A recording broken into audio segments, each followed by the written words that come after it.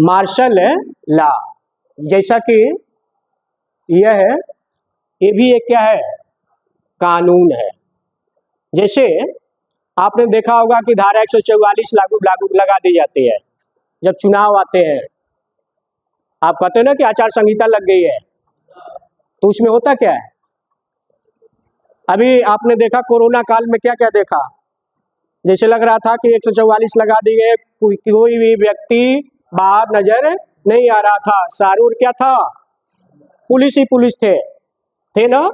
उसी प्रकार से बेटा ये मार्शल लॉ होता है, यह भी एक कानून होता है। आए जैसे आप कहोगे 144 धारा 144 का था, लेकिन 100 मतलब इसको आप कर्फ्यू की संज्ञा नहीं देंगे, लेकिन जो हालात होते हैं वही होता है। इस एक्ट में, इस कानून के तहत जो नागरिक सरकार के जो नागरिक जो अधिकार है, जो नागरिक अधिकार है उसको क्या कर दिया जाता है, बंद कर दिया जाता है।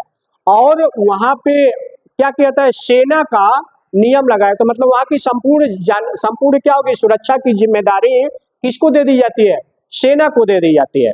सेना का मतलब ये होता है कि ये कोई जरूरी नहीं है कि मान लीजिए पूरे देश में लगाया जाए, पूरे प्रदेश में लगाया जाए, किसी भी छोटी से छोटी स्थान पे जहां ऐसी संभावना होती है, यहाँ घटना घटित हो सकती है और वहां पे लगता है कि नागरिक अधिकार से हमारा काम चलने वाला नहीं है, प्रशासन के लोग कहते हैं, और इस आधार पे वहां पे मार्शल लॉ। घटना उस समय की है जब यह अभी हम लोग जो अध्ययन किए रौलट एक्ट, इस कानून के तहत 13 अप्रैल सन 1919 जो जलियांवाला बाग जो हत्याकांड होता है, उसमें उस समय 13 अप्रैल 1919 की बैसाखी का पर्व होता है।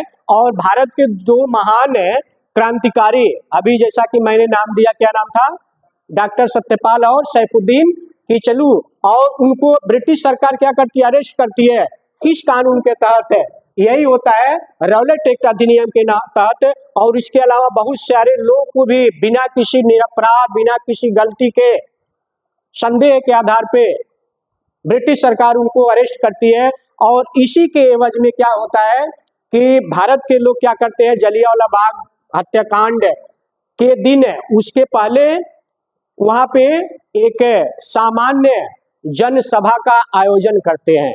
किसके लिए, कि ब्रिटिश सरकार के खिलाफ है, हम लोग आवाज उठाएंगे ताकि हमारे जो दो क्रांतिकारी हैं या ब्रिटिश सरकार द्वारा इस प्रकार की जो काला कानून बनाई है, ये क्या है, निराधार, गलत है, और इस पे हमारे जो दो क्रांतिकारी उसको छोड़ा जाए। और जब वहां का प्रशासन को लगा, ब्रिटिश शासन को ये लगा कि क्या होने वाला है, कि भारत के क्रांतिकारियों द्वारा यहाँ हो सकता है दंगा किया जाए, बवाल किया जाए, भाई आंदोलन का रूप ले सकता है, तो वहां से क्या किया जाता है, मार्शल लॉ लगाया जाता है। मतलब वहां का जो कानून होता है, अमृतसर का जलियांवाला, जो पंजाब का जो अमृतसर है, वहां के उस क्षेत्र में क्या किया जाता है, मार्शल लागू कर दिया जाता है।